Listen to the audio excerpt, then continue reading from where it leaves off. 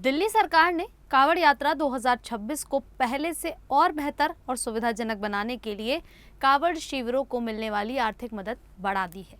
मुख्यमंत्री रेखा गुप्ता का कहना है कि इससे शिविर लगाने वाली समितियों पर खर्च का बोझ कम होगा और कांवड़ियों को बेहतर सुविधाएं मिल सकेंगी। सरकार के नए फैसले के मुताबिक 20,000 वर्ग फुट से बड़े और 6 से 12 दिन तक चलने वाले कांवड़ शिविरों को अब 15 लाख रुपए मिलेंगे।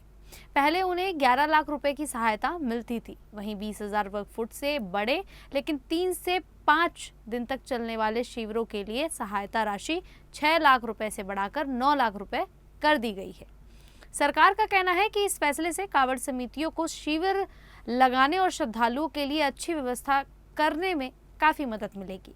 सरकार ने सिर्फ बड़े कांवड़ शिविरों ही नहीं बल्कि छोटे और मध्यम आकार के शिविरों के लिए भी आर्थिक मदद बढ़ा दी है। अब 15,001 से 20,000 वर्ग फुट तक के शिविरों को पहले से ज्यादा पैसे मिलेंगे। इसी तरह 10,001 से 15,000 वर्ग फुट और 5,001 से 10,000 वर्ग फुट तक के शिविरों की सहायता राशि भी बढ़ा दी गई है। सबसे छोटे यानी 5,000 वर्ग फुट तक के कांवड़ शिविरों को भी पहले से ज्यादा आर्थिक मदद मिलेगी। सरकार का कहना है कि चाहे शिविर छोटा हो या बड़ा, हर श्रेणी में सहायता राशि बढ़ाई गई है ताकि समितियां बिना आर्थिक परेशानी के श्रद्धालुओं के लिए बेहतर व्यवस्था कर सके। सरकार ने कहा है कि कांवड़ समितियों को पहले की तरह 1200 यूनिट तक मुफ्त बिजली मिलती रहेगी।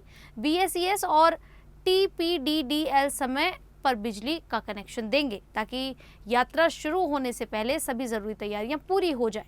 अगर किसी कांवड़ शिविर में 1200 यूनिट से ज्यादा बिजली खर्च होती है तो उसका अतिरिक्त बिल संबंधित समिति को खुद देना होगा।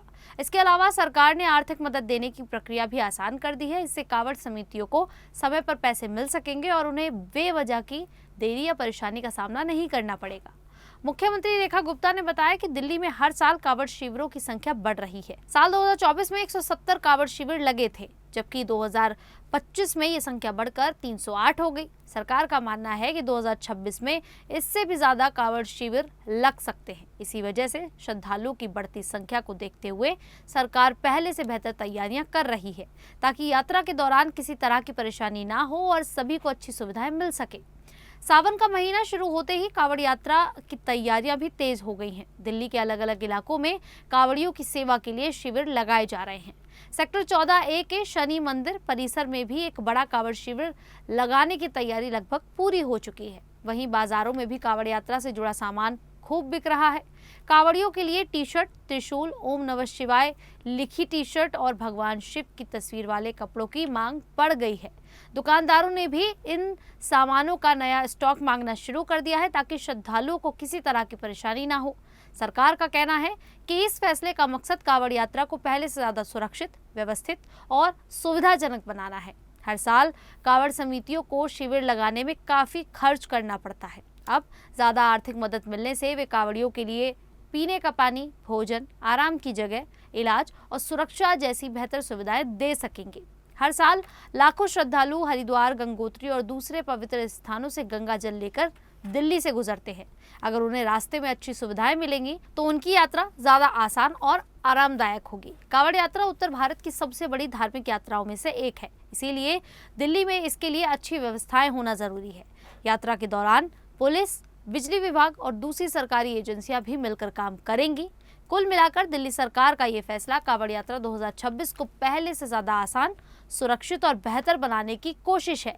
इससे कांवड़िए पूरे मन से भोले बाबा की भक्ति कर सकेंगे और कांवड़ समितियों पर खर्च का बोझ भी कम होगा। सावन के महीने में इस फैसले से पूरे शहर में उत्साह का माहौल बन गया है।